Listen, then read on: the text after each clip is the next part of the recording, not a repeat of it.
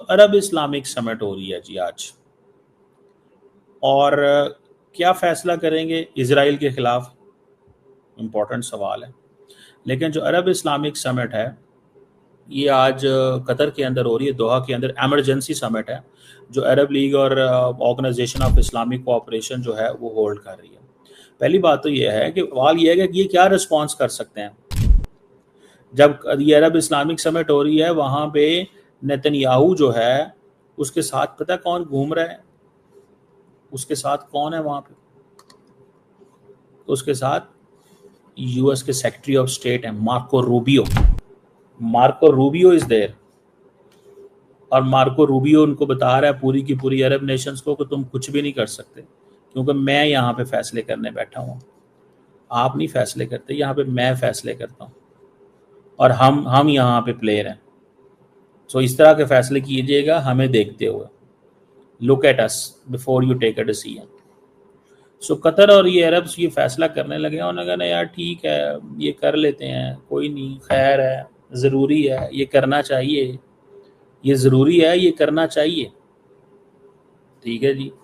और ये वो एक ऐसी चीज़ है जो मतलब दैट इज़ इम्पोर्टेंट। ठीक है ना, ये कह रहे हैं वो। हेलो दोस्तों, एक और नए वीडियो में आप सभी का स्वागत है। दोस्तों, इजराइल का कतर पर हमला करने के बाद अरब देशों ने एक नाटो जैसा संगठन बनाने के लिए एक मीटिंग बुलाई जिसमें 57 मुस्लिम देश ने हिस्सा लिया। और दोस्तों, कतर पर हमला होने के बाद भिखारिस्तान भी कतर पहुंच गया था। ये सभी मुस्लिम देश अरब संगठन बनाने की बात कर रहे हैं और इनका कार्य यह होगा कि अगर इजराइल किसी भी मुस्लिम देश पर हमला करता है तब ये सभी देश मिलकर इजराइल पर हमला करने के लिए यह बैठक बुलाई। पर दोस्तों, ये इसमें सफल हो पाएंगे क्या? मुझे तो लगता है इनका ये संगठन सफल नहीं हो पाएगा। इजराइल तो इजराइल है, वह फिर हमास के ठिकानों पर हमला करेगा। आप क्या सोचते हैं? कमेंट करके बताइए। चलो वीडियो देखते हैं। हाँ भाई, अब क्या करना है और किस तरह चीज़ें करनी है। सो मुस्लिम दुनिया के पास कोई सोल्यूशन नहीं है, कोई कुछ भी नहीं है, ना ही कोई रास्ता निकलेगा। अरब इस्लामिक समिट जो है ये आप लोगों के लिए तो सबक होना चाहिए, क्योंकि वो तो अरब लगा रहे हैं और इस्लामिक भी लगा रहे हैं। दोनों को एग्जिस्ट कैसे कर रहा है भाई? आप तो ये कायदे आजम का तो हिसाब किताब गड़बड़ हो जाएगा। उन्होंने कहा भारतीय और मुसलमान साथ नहीं रह सकते, इसलिए अलग हो जाओ। पर वो तो अरब इस्लामिक बैंक है, ओआईसी क्यों नहीं बुलवाया उन्होंने? Why not OIC? ओआईसी का एक फोरम ऑलरेडी अवेलेबल था। वो अपनी अरब आइडेंटिटी को असर्ट कर रहे हैं ना। उन्होंने अपने आपको सीखना चाहिए अरब इस्लामिक समिट क्यों बुलाया उन्होंने जी इसलिए बुलाया कि कतर में जो हमास की लीडरशिप थी उसको इजराइल ने उड़ा दिया। अब दुनिया दो साइड में है। अब ये डिपेंड करता है कि आप किस चीज को आपका दिमाग, बिकॉज मैं नहीं बताया कि कोई ईश्वर और ये होता है, जो आपका दिमाग सब्सक्राइब करने में लग जाए आपको वो सब्सक्रिप्शन, आपको बात समझ में आ जाती है। तो अगर आपको लगता है कि हमास एक बड़ा बहुत जबरदस्त काम कर रहा है, रिवॉल्यूशनरी है, क्रांतिकारी है, जूस की जी बैंड बजा देते हैं, तो भैया आपको दुख होगा। अगर आपको लगता है कि वो आतंकवादी हैं और यहूदियों के जीने को उन्होंने, यहूदियों का जीवन हराम कर रखा है और वो पीस नहीं चाहते, तो आपको बहुत खुशी होगी। आप फर्स्ट कैटेगरी में है कि हमास जी बहुत बढ़िया काम कर रहा है जी, जो यहूदियों को मार रहे हैं और ये बड़ा अच्छा काम है जी, वो पैलेस्टाइन आजाद होना चाहिए।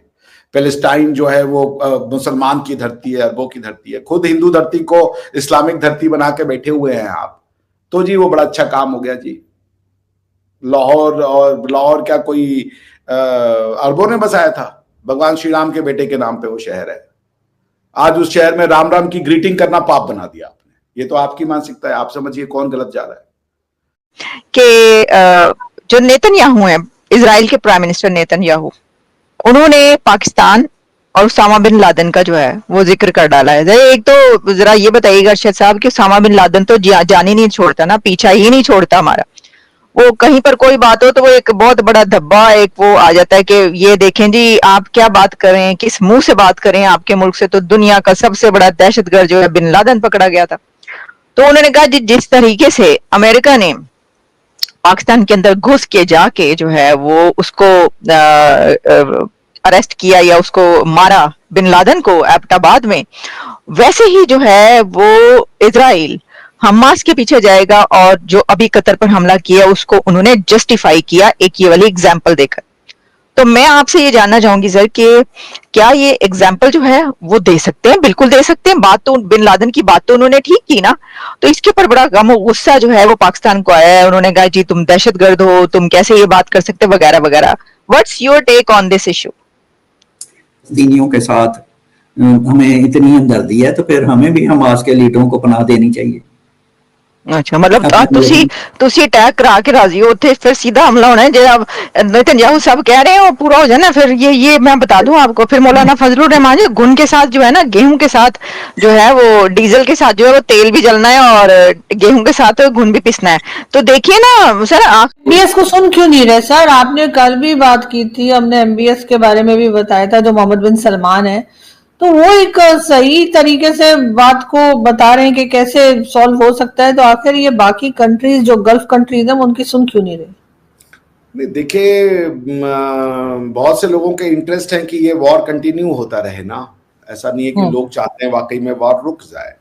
तो और ये भी तो है कि मोहम्मद बिन सलमान साहब जब तक सब अरबिक पॉपुलेशन को एक अम्ब्रेला के अंदर नहीं ला सकते तब तक कुछ संभव है नहीं। अभी उनकी एब्सोल्यूट पावर हुई नहीं। हालांकि अमेरिका ने आकर के ट्रंप ने और वो अरब स्टेट्स ने सिक्योरिटी पैक्ट तो साइन किया ना कि इनकी गवर्नमेंट की सिक्योरिटी का जो डिपार्टमेंट है वो वापस में, मतलब basically American are securing that. तो बॉटम लाइन ये ओवरवेलमिंग पॉपुलेशन वाले मुसलमान हो सकती है, मगर वो पैलेस्टीन की लड़ाई तो लड़ने नहीं आएंगी। तो वो क्या इसका समिट से क्या निकलेगा भाई? वो इजराइल और यहूदियों को गाली दे सकते हैं, इससे ज्यादा तो कुछ निकलना नहीं है इससे। कि क्या ये सोच रहे हैं कि नेटो टाइप का अलायंस हो जाए? मैं तो पूछ रहा हूं ना, ये सारे जो OIC है वो नेटो टाइप में क्यों नहीं कन्वर्ट हो जाती है? वो भी एक आर्म फोर्सेस बना ले अलायंस, जैसे नेटो का आर्टिकल 5 है कि किसी सर बात की जा रही है, मैंने कहा स्टेटमेंट सुना रखा है, इनको भी बनाना चाहिए ये अरब कंट्रीज को और इस्लामिक कंट्रीज को अपनी अपनी एक अलग से एक सिक्योरिटी फोर्स अपनी बनानी चाहिए ताकि ये फिर इजराइल से निपट सके। ऐसा बोला गया है। आप ये सोचे ना, मोहम्मद बिन सलमान साहब ने तो एक बनाया भी था ना अरब फोर्स करके, जिसके आपके राहिल शरीफ वो बने थे सिपह सलार। क्या हुआ उस फोर्स का? कहाँ गई वो फोर्स? नेटो अगर क्रॉस अटलांटिक या नॉर्थ अटलांटिक जो एक देश साथ आ सकते हैं, यूरोप, अमेरिका, कनाडा साथ आ सकता है और तुर्की को ले सकते। तुर्की बैठा हुआ है नेटो में यार, आप तो हद हो गई। तुर्की नेटो में बैठा है और तुर्की जो है वो अरब समिट में भी पार्ट बन रहा है। तुर्की को आप क्या मानेंगे? इस्लामिक मानेंगे? तुर्की का कॉन्स्टिट्यूशन कहता है कि हम सेक्युलर है। उनके यहाँ पे 50% पे पॉपुलेशन डिवाइडेड है। 50% टर्किश मानते हैं हम सेक्युलर है, 50% हम इस्लामिक हैं। तो पॉइंट इतना आसान नहीं, कुछ नहीं होगा ये शो ऑफ स्ट्रेंथ से। ये नेटो की तरह नहीं लड़ सकते, ये बात आप मान के चलिए। और ना ही अगर मान लीजिए नेटो की तरह आर्म फोर्सेस बना भी ले आरजू जी, तो हथियार कहां से लाइएगा?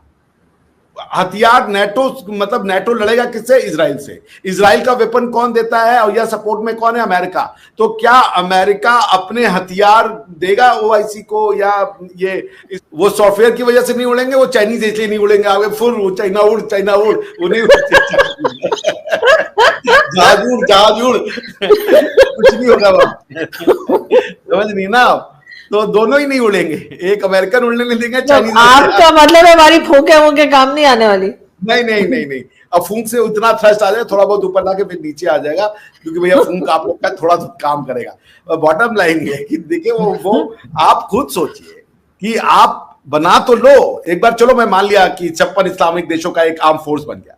कहां से लाएंगे टेक्नोलॉजी? कहां से लाएंगे वेपनरी? कहां से लाएंगे वो काबिलियत? वो नहीं है इन लोगों में। सऊदी